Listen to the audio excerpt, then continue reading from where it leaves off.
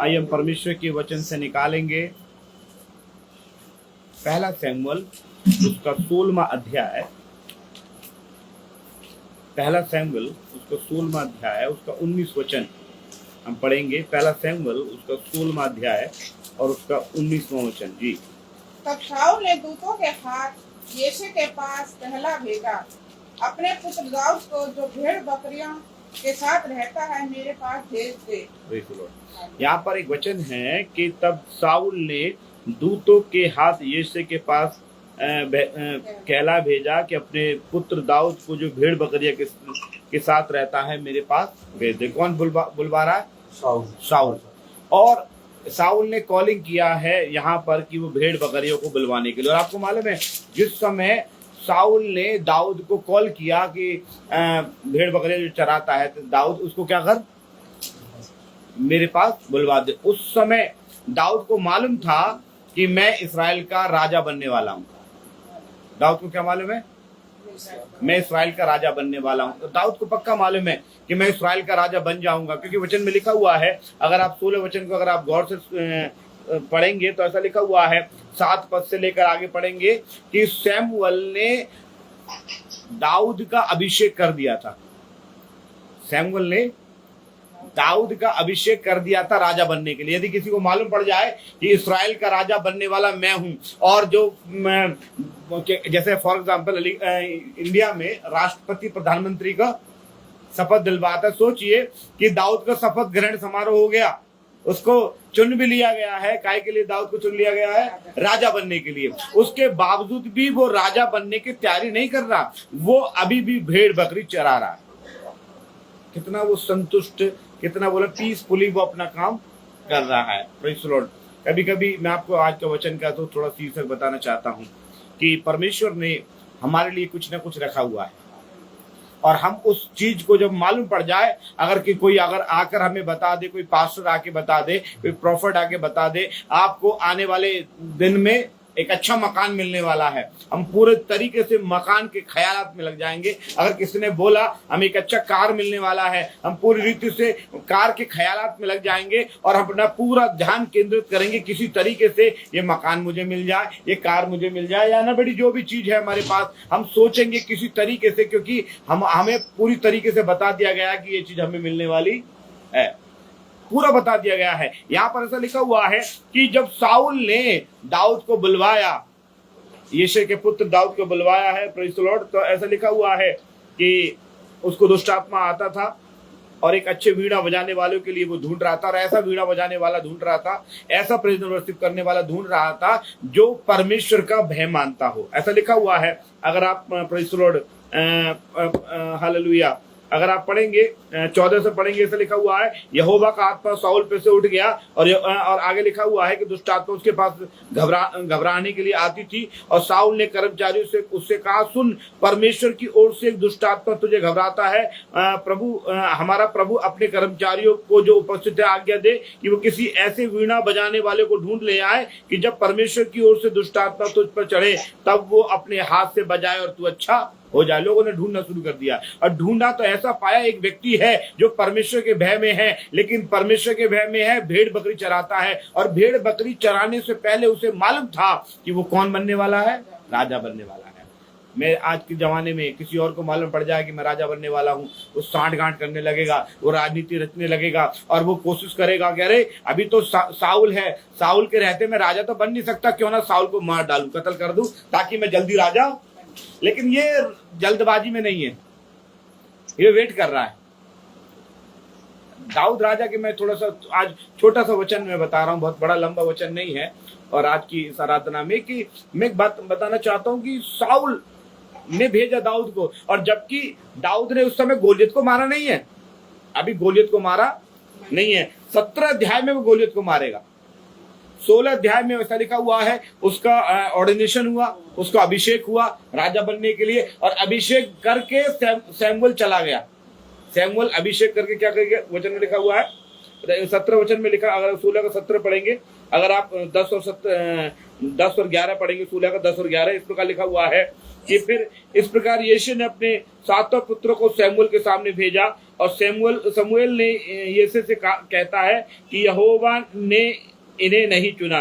तब सैमुएल ने यीशु से कहा, क्या सब लड़के आ गए? वो बोला, नहीं, छोटा रह गया है, वो तो भेड़ बकरियों को चरा रहा है?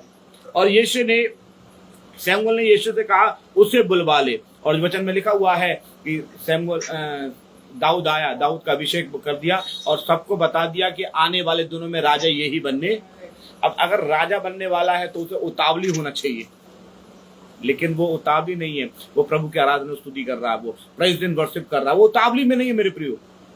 Praise the Lord. अगर हमारे जीवन में कुछ मालूम पड़ जाए तो हम बहुत जल्दी उतावली में हो जाते हैं कि वो चीज जो कल मिलने वाली है वो आज ही मिल जाए, है? आजकल क्या होता है, बाइबल कॉलेज से ट्रेनिंग करने के बाद, बहुत जल्दी वचन सीखने के बाद बहुत ज्यादा ऑनर चाहते हैं। मैं कहता हूं उस ऑनर मिलेगा, लेकिन उसके लिए क्या करना पड़ेगा? आपको दाऊद की तरह धैर्यशील रहना पड़ेगा और परमेश्वर के उच्च समय का इंतजार करना पड़ेगा। ऐसा लिखा हुआ है 1 पतरस 5:7, यदि पढ़ेंगे तो यहाँ पर उस प्रकार लिखा हुआ है 1 पतरस 5:7 जी, कोई पढ़े? 1 पतरस 5:7 जी। अपनी सारी चिंता उसी पर डाल। 1 पतरस 5:7 पढ़े बेटा आप, 6 पढ़े आप, क्या लिखा हुआ है? इसलिए परमेश्वर के बलवंत हाथ के नीचे, ऐसा लिखा हुआ है, परमेश्वर के बलवंत हाथ के नीचे दीनता से रहो। दीनता से रहो, बोला वो दीनता से है, वो घमंड में नहीं है। दाऊद, मैं राजा बनने वाला हूँ। अब भेड़ बकरी चराने वाले सब लोगों से कह रहा, तुम्हें क्या मालूम है? अभी भी मेरी सेवा कर लो, मेरा पैर दबा लो, मेरे हाथ दबा लो। अरे आने वाले दिनों में तो राजा मैं ही बनने वाला हूँ। अपने भाइयों को उसने धौंसनी जमाई होगी, अरे तुम क्या समझ रहे हो? तुमने देखा नहीं, सबको लिए मना कर दिया उसने। एलियाजर को मना कर दिया, तुझे मना कर दिया, तुझे मना कर दिया, तुझे मना कर दिया। अभी उसमें लिखा हुआ है कि उसने 7 पुत्रों को बुलवा भेजा है, लेकिन सबको मना कर दिया। तुम्हें मालूम नहीं है, सैमुएल आए थे, सैमुएल ने मेरा ऑर्डिनेशन किया है, आज से आने वाले दिनों में मैं ही राजा बनने वाला हूं। लेकिन नहीं, वो अपने भाइयों को धौंसा नहीं रहा, अपने लोगों को धौंसा नहीं रहा, अपने घमंड में नहीं है। वो बस क्या कर रहा, अपनी भेड़ बकरियां चरा रहा, प्रभु की प्रेजिंग कर रहा। उसका भरोसा परमेश्वर पे है। उसे मालूम है कि बढ़ाने वाला घटाने वाला कौन है? परमेश्वर है। उसे मालूम है, ऐसा लिखा हुआ है, अगर आप पढ़ेंगे पहला इतिहास उसका 29 चैप्टर, पहला इतिहास 29 अध्याय अगर आप पढ़ेंगे तो यहाँ पर दाऊद ने अपने मरने से पहले कुछ बातों को कहा है। वही दाऊद पहला इतिहास 29 अध्याय का 12 में लिखा हुआ है, 12, और मुझे बड़ा अच्छा लगता है 12 और 13 वचन बड़ा अच्छा लगता है, बड़ा पसंद का वचन है। ऐसा लिखा हुआ है, धन और महिमा तेरी ओर से मिलती है। वो जानता है कि वो परमेश्वर की ओर से मिलती है, इसलिए उसको धन को और इज्जत, महिमा माने इज्जत को पाने के लिए जल्दबाजी करने की जरूरत नहीं है। धन और महिमा के लिए जल्दबाजी करने की जरूरत नहीं है मेरे प्रियो। ऐसा लिखा हुआ, धन और महिमा तेरी ओर से मिलता है और सभी के ऊपर तू प्रभुता करता है। सामर्थ और पराक्रम तेरे हाथ में है। पावर किसके हाथ में है? परमेश्वर के हाथ में है। सामर्थ और पराक्रम तेरे हाथ में है और सबको बढ़ाना और बल देना तेरे हाथ में। उसे मालूम है दाऊद को। और सैमुएल चाहता तो किसी और को, अपने अजीज को, अपने चेला चपाटे को। अभी आज के जमाने में क्या होता है, कई लोग मैंने देखा ट्रेनिंग करने के लिए या प्रेजेंट वर्शिप करने के लिए या क्या नाम है प्रीचिंग करने के लिए या अपने साथ रखने, उसी को रखेंगे जो उसका चेला होगा, जो उसका हाथ पैर दबाता होगा। लेकिन वो कह रहा नहीं, बढ़ाने के लिए परमेश्वर है। वचन में लिखा हुआ है, बढ़ाना और बल देना उसके हाथ में। एक बार एक व्यक्ति लेडी मेरे पास आई और मुझसे कहने लगी, पाद साहब प्रार्थना कीजिए कि मैं फला एक बहुत बड़ा क्या नाम है स्कूल है, उसकी मैं प्रिंसिपल बन जाऊं। तो मैंने उनसे बोला, आंटी अगर प्रिंसिपल बनाने के हाथ मेरे हाथ में होता तो मैं तो लोगों से कहता 5 लाख रुपए दे दो, मेरी दुआ से प्रिंसिपल बन रहा है। मैंने बोला बढ़ाना घटाना उसके हाथ में है। अभी हमने पत्रस में पढ़ा था 5:7 में क्या लिखा, 6 में क्या लिखा बेटा? हाँ जी, पहला पत्रस 5:6 जी। इसलिए परमेश्वर के बलवंत हाथ के नीचे दीनता से बस क्या करना है। जब आपको मालूम पड़ जाए ये सब कुछ होने वाला है, परमेश्वर आपको बढ़ाने वाला है, आप परमेश्वर के हाथ के नीचे दीनता से बने रहो, घमंड से नहीं। घमंड से नहीं, दीनता से बने रहो। और वचन में लिखा जब दीनता से आप बने रहोगे, वो गाना ना, प्रभु का धन्यवाद करूंगा, उसकी संगति में सदा रहूंगा। जब सदा आप उसकी संगति में रहोगे दाऊद के समान, तो क्या होगा? लिखा हुआ है वो तुम्हें उचित समय पर बढ़ाएगा। वो जानता है उचित समय आपका और मेरा कब है, कब बढ़ाना है। Praise the Lord. आज बहुत दिनों से आप इंतजार में हैं, आप बहुत दिनों सोच रहे हैं कि मुझे ये हासिल हो जाए, वो हासिल हो जाए, मेरे पास एक बहुत बड़ी कलीसिया हो जाए, मेरे पास एक बहुत अच्छा कार हो जाए, मेरे पास बहुत अच्छा, मेरे बच्चे गवर्नमेंट जॉब अचीव कर ले। लेकिन परमेश्वर को उचित समय मालूम है, लेकिन बढ़ाएगा उसी के लिए जो परमेश्वर के हाथ के नीचे बना रहेगा। दाऊद उसके हाथ के नीचे कंटिन्यू बना रहा। और वचन में लिखा हुआ है, आपको मालूम है, दाऊद के विषय में बताने की जरूरत नहीं है, परमेश्वर ने उसे चक्रवर्ती सम्राट बनाया।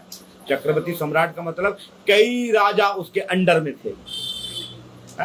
ये मजाक बात नहीं है मेरे प्रियो। परमेश्वर, हम दाऊद ने जल्दबाजी नहीं की और मतलब जल्दी नहीं सोचा, उसने परमेश्वर के समय का इंतजार किया है। भजन संहिता उसका 75 अध्याय 75, उसका 2, 6 और 7 पढ़ेंगे जी। भजन 75 जी। Praise God. जब ठीक समय आएगा, लिखा हुआ है जब ठीक समय आएगा। आपको आपका ठीक समय नहीं मालूम। यूसुफ सोच रहा था, मैंने सपना देखा है, मैं बड़ा बनूंगा, मैं भाइयों से बड़ा बनूंगा, मेरे भाई मुझे सलाम करेंगे, मेरी मम्मी पापा सलाम करेंगे। यूसुफ ऐसे सोच रहा था, लेकिन वो गड्ढे में चला गया। उसको नंगा करके मिस्र में बेच दिया गया। पोतीफर ने खरीद लिया है उसे।